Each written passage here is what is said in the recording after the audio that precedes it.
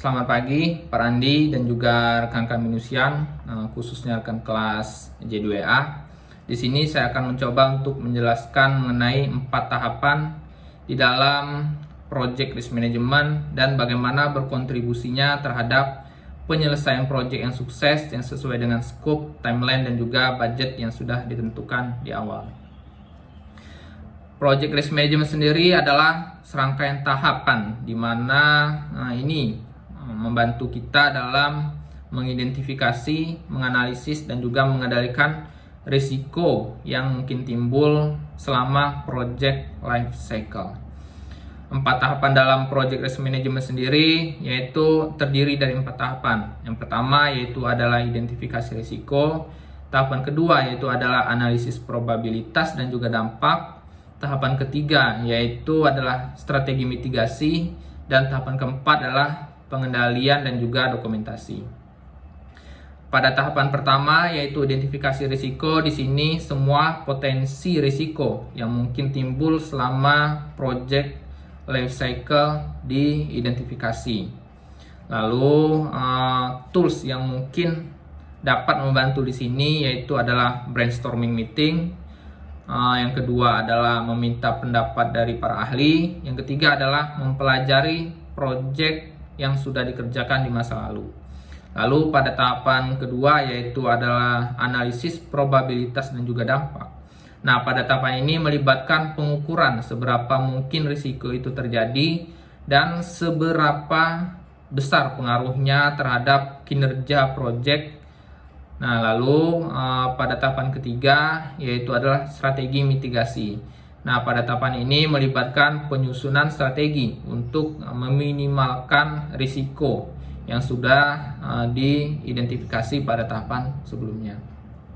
Lalu pada tahapan keempat yaitu adalah pengendalian dan juga dokumentasi.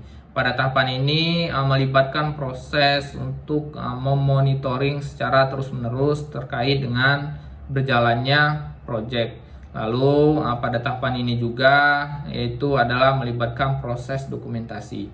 Dokumentasi ini penting karena ini akan membantu kita dalam mengambil keputusan yang lebih baik, terutama ketika kita di masa depan dihadapkan pada proyek yang sama dengan proyek yang sekarang ini.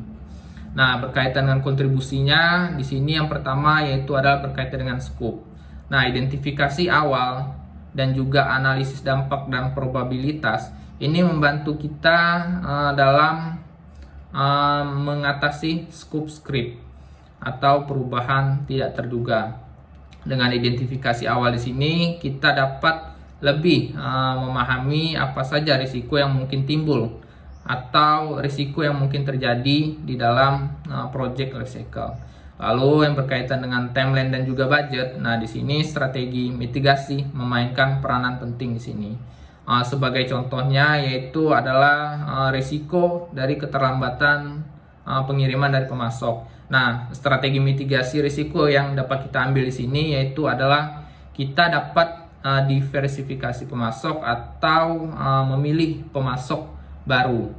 Nah, di sini strategi mitigasi di sini selain membantu penyelesaian proyek yang lebih cepat karena kita dapat mengatasi keterlambatan proyek.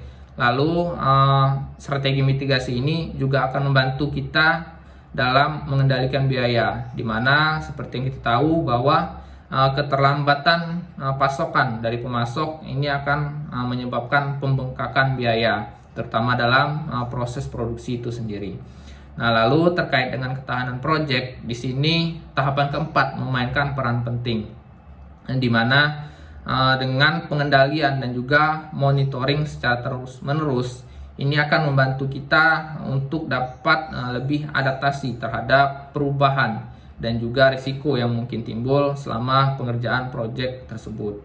Nah, di sini dapat saya simpulkan bahwa proyek sistematis di dalam project risk management dapat membantu kita dalam menyiapkan atau menyelesaikan proyek sesuai dengan scope, timeline, dan juga budget yang sudah ditentukan di awal, dan juga membantu proyek atau membantu kita dapat lebih bertahan terhadap risiko yang mungkin timbul dalam project risk management.